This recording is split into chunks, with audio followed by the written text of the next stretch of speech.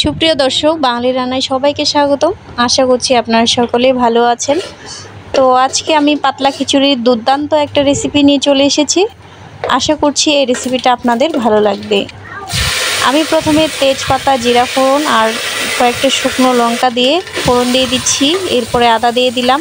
একটু ভাজা ভাজা হয়ে গেলে এর মধ্যে সব সবজিগুলো দিয়ে দিচ্ছি।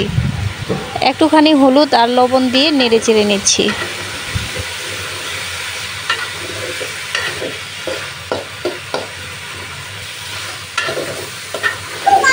হালকা ভাজা ভাজা হয়ে গেলে এর মধ্যে আমি সামান্য জল দিয়ে দিচ্ছি।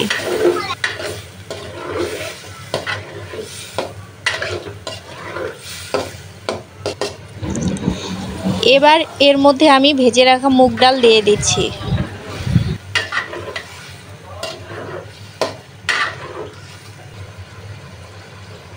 ঝোলটা সামান্য শুকিয়ে যাওয়ার পর এর মধ্যে আমি ধুয়ে রাখা আতপ চাল দিয়ে দিচ্ছি।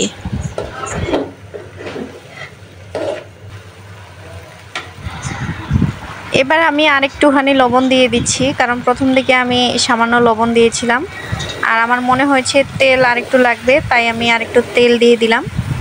এবার আমি সবগুলো মিশ্রণ খুব ভালোভাবে ভেজে নেব। এবার ভালোভাবে ভেজে নেওয়ার পর এর মধ্যে আমি জল দিয়ে দিচ্ছি। যেহেতু এটা পাতলা খিচুড়ি, তাই জলের পরিমাণটা একটু বাড়িয়ে দিতে হবে।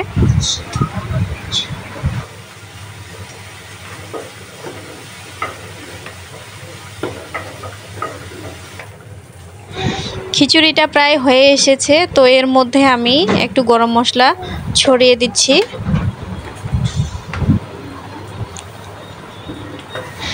এবার একটা ঘুটনি দিয়ে আমি কুমড়াগুলো আলতোভাবে গালিয়ে দিব। আমি কিছু সবজি আস্ত রাখবো আর কিছু সবজি গালিয়ে দিচ্ছি। তো এই যে দেখুন, আমার খিচুড়িটা রেডি হয়ে গেল। এখন আমি পরিবেশনের জন্য চুলা থেকে নামিয়ে নিব। তো রেসিপিটা যদি ভালো লেগে থাকে তাহলে অবশ্যই লাইক কমেন্ট করতে ভুলবেন না। ধন্যবাদ সবাইকে।